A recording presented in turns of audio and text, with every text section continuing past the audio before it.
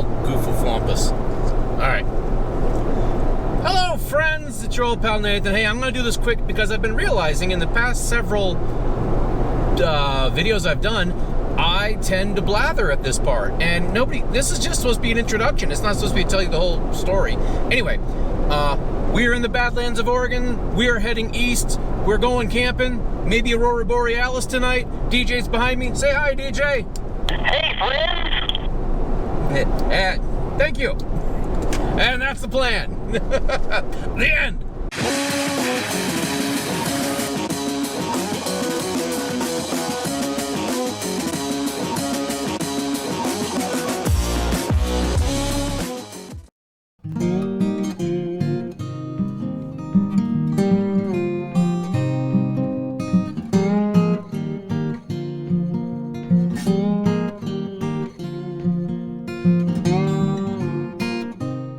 Okay, I'll give a little more introduction. This year, instead of arguing over who gets the best weekend of the year for an overland trip, Charles and I combined our two events, the Indigenous Peoples Day Weekend Rally with Meet in the Desert.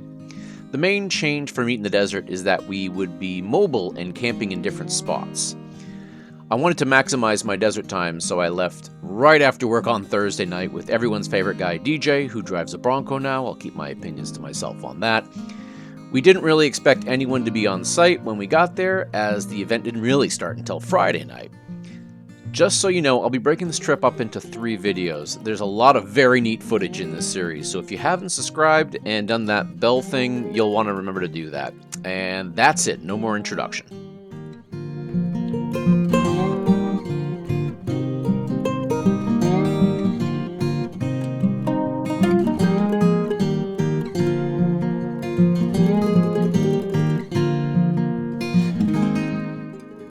The first time I stopped at the Brothers Stage Stop was in 2019 for the Coyote Works Open Invitational. It was actually my first ever overland trip. It was 4 years and 364 days earlier, so the stage stop is kind of a special place for me, and I always stop and get a picture out front every time I go by. But things were a bit different this time, and not in a good way. Hopping over to Zillow here, back in October 2019 the stage stop was still open. I know, I was there. I'm not sure when it shut down. I'm sure COVID times were the last straw, as it was for a lot of things. If anyone knows what happened, please share in the comments. Anyway, it went up for sale for $300,000 and then the price just kept dropping. I was considering buying it myself when it got down below $100,000. Eventually though, it sold in December of 2022, and there was much rejoicing in the Overland community that it would reopen, but it didn't. Now, as you can see here, back before the sale, the cafe sign was up, as was the stage stop and post office sign and accoutrements. Also, the flag was at full staff. And here is how it looks today. All the signs have been pulled down, a big cross has been put in the gas pump hole with a sign about Bible readings. They've also been a rope strung across the front with several no trespassing signs and directing people to the rest area. It's kind of a sad end to a really neat place that has been serving travelers since 1912. But maybe it could return. The Hampton Cafe is back open and selling gas again. So I have my fingers crossed for the Brothers Stage Stop as well.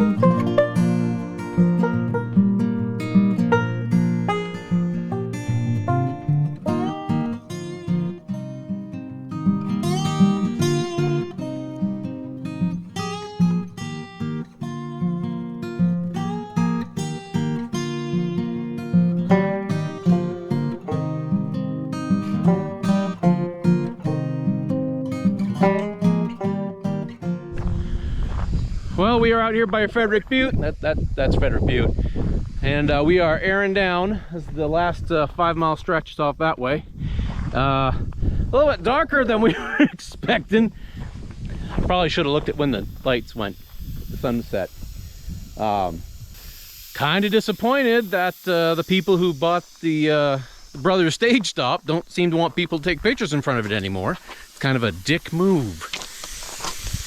All right.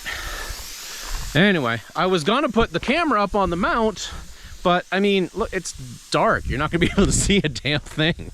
I might do it anyway, just because. Yeah, I think I will. Fuck it, I'm doing it anyway.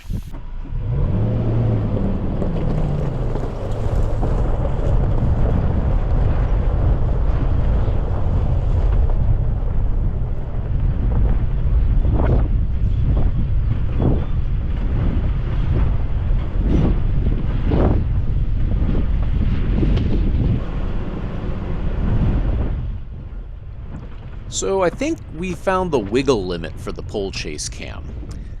This road, well, there were some problems. Trees being a major one, but as you will see, sometimes the dang thing just had a mind of its own. There is one section where it wiggles itself upright with no interaction from me. I've ordered some new gears, so we will see what I can do going forward. I did lose a lock screw on this trip that was supposed to hold it in place, but that's not like it did a lot of good anyway.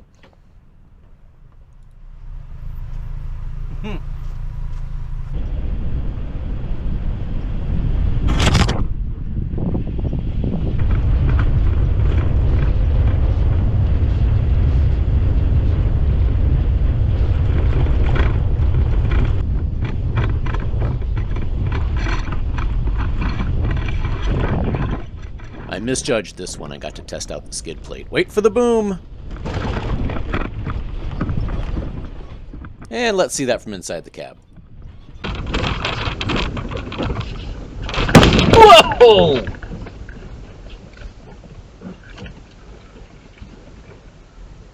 Be careful there, I hit a hole and something hit hard. Copy that. So I swear this isn't some kind of voodoo editing. The camera just decided it wanted to be upright again.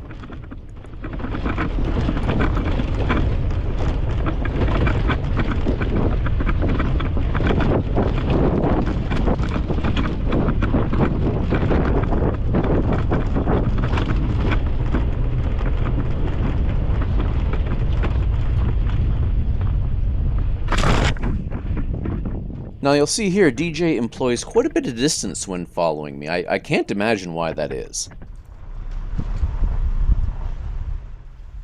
So here we are opening the gate and rolling into camp. This last section seemed like it took at least an hour, but all in it only took about 26 minutes. Also notable is that on the first night, we already had 10 rigs show up.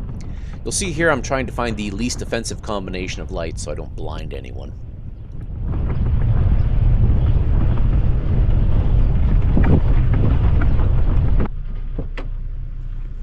Man, I couldn't see you guys at all.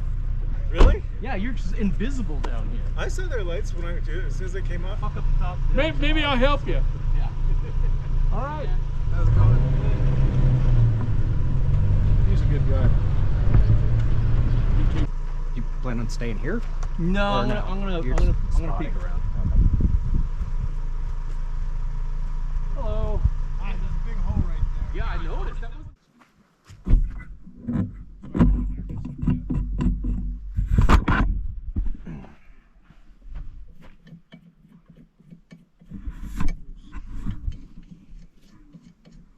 In the hell? Dude, I think I hit a lot of trees with this thing. Did you? Yeah, my this camera's kind of creamed. I saw it get hit a few times. Yeah. And bouncing around like crazy. It put some pretty good grooves in there. Oh, jeez, yeah. Once I got camp set up, we started trying to see the northern lights with our eyes, and we couldn't see beans. But using night mode on our phones, we were shocked to see all the colors. For this video, I set my GoPro on night mode time-lapse, plugged it into the Jackery so it wouldn't run out of battery or get overly cold, and let it run overnight. I was ecstatic when I saw these videos the next morning. Although I'm still looking forward to the day when I can see the Aurora Borealis with my bare eyes. And yeah, I found a new mode on my GoPro, so expect to see a ton of these.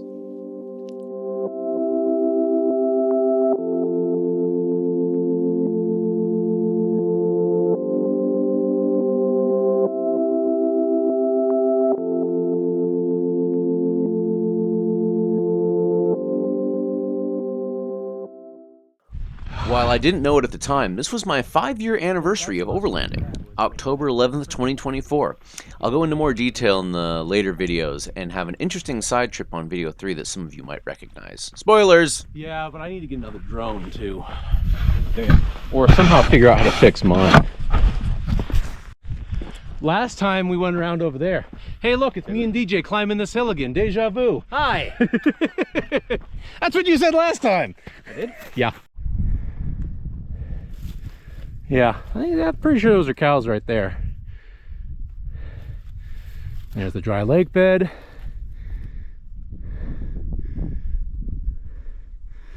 There's the mobile home. And we're camped down there. And that's Soldier's Cap Mountain right there. Oh, something. Looks like there's somebody on the flat over there. God, I wish I brought my binoculars. There's my drone shot. I just have to speed it up.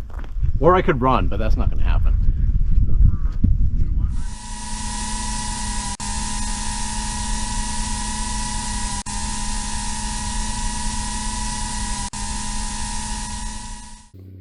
Having our midday thing where everybody's chatting about gear and such. I'm sitting under my awning eating a MRE bread thing with peanut butter on top of it, which is quite delicious. They might know is a good source for getting cheap MREs. I am all ears. DJ and I just got back from our walk, and we're just hanging out, waiting for more people to show. Which everybody keeps texting me they're going to be here soon, so we'll see. On one of those, I'll stretch the frame and then it's getting an LS motor. And Oh, of course. Give it a little tickle. yeah, it's my first LS job. You should, just to piss people off, put the square headlights in it.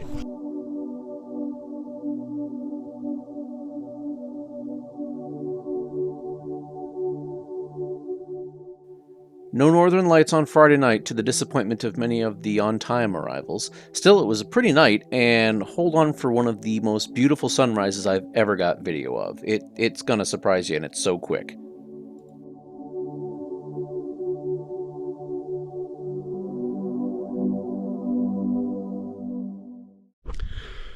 Morning day 2? It's Saturday, right? I'm gonna do a loop. Let's see all the cars. 1, 2, 3.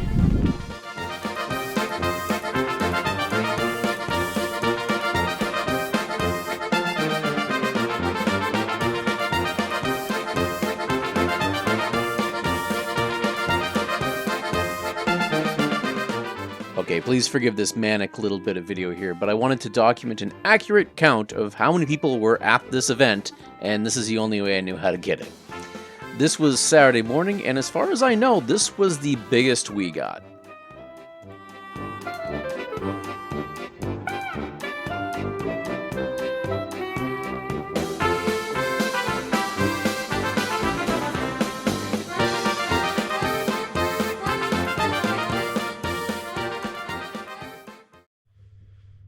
Alright, so we've gone bougie. Let's see, push that. This thing eats battery. See, that's the sound I'm used to hearing in the morning. So you're an espresso guy now, huh? Well, I got an espresso machine in a raffle. Ah. So I kind of had to, I think. I think it was obligatory. Where's my cup? Raffles are actually obligations. Yeah. I use this cup because every other cup is too tall. Oh, nothing. Big money, no whammies. Go up to 13. Hello, what's happening to RevM3, who only consumes Soylent and sports drinks on adventures? First it's MREs and now an espresso machine? Okay, calm down. This was a one-time thing. The espresso, not the MREs. I love MREs. I thought it would be fun to pack this thing out and see if the Jackery 1500 could run it. It did, but only for about 20 cappuccinos. I think it also did some long-term damage to my espresso machine. It was nice from a little cafe in the desert, though. I thought it was fun. My advice, do not bring an espresso machine overlanding. Next time I'll try a Nintendo 64 with a projector.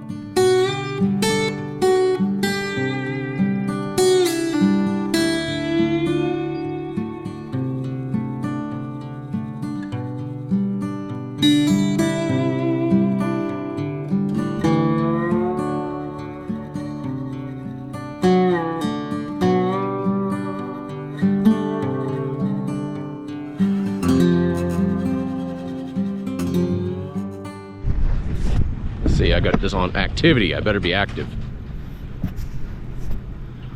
Well, everybody's getting packed up to roll out. Brian from Northwest Bronco is going to lead a contingent of people off to a bunch of homesteads in that area. There goes Tom behind me. And I'm going to do something different. I'm going to head that way instead. So we'll see how that works out. And off we go. And that's it, end of part 1. Keep your eyes peeled for part 2, where I go solo on some really bad and unused roads on my way to Ram Lake, where I will meet up with everyone again. Or will I? You'll have to watch to find out. What a cliffhanger! Thanks for watching, and as always, you'll never stop on the way back. Goodbye, friends!